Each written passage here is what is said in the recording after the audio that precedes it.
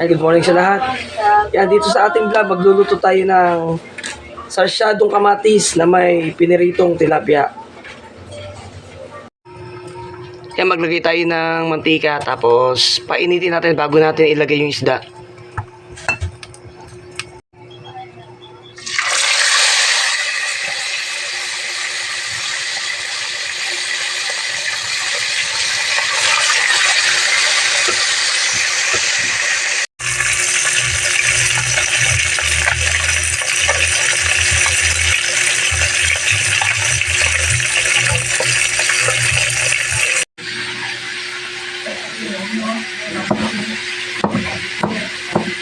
Magkaya tayo ng kamatis.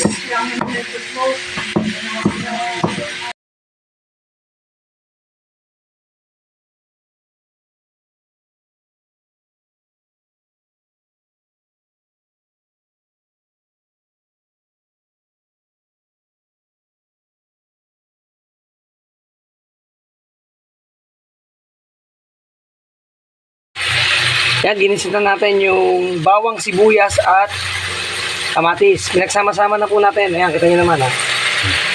Saka natin haluin.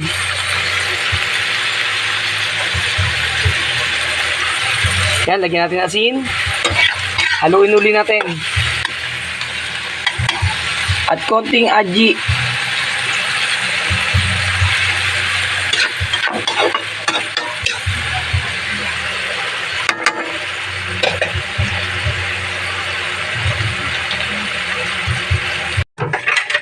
Ayan, nilagyan natin ng konting tubig para mabilis lumambot yung kamatis. Tapos, takluban natin.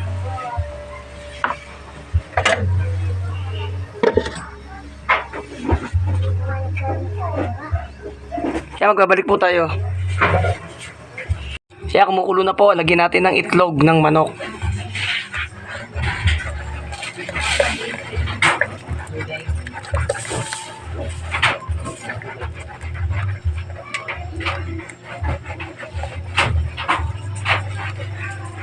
Kaya inahaluan po yan ng itlog ng manok para mas malasa. Haluin natin uli. Yan.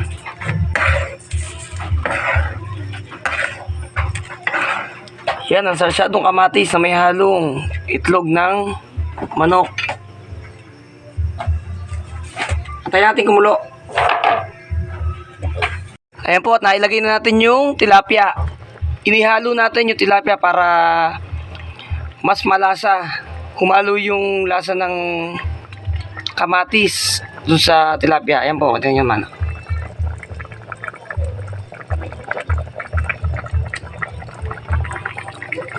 Yan ang ating lutong sarsyadong kamatis na may halong Tagalog na tilapia. Ayan, kita nyo naman.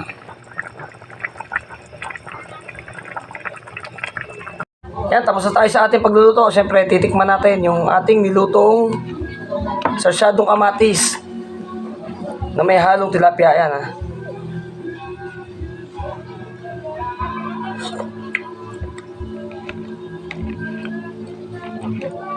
Yan, masarap po.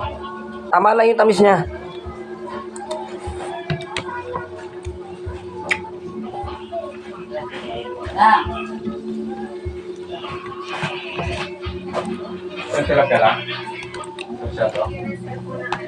Yan, napakasarap ng pagkakaluto ni Bayaw. Ayan, ito naman, no?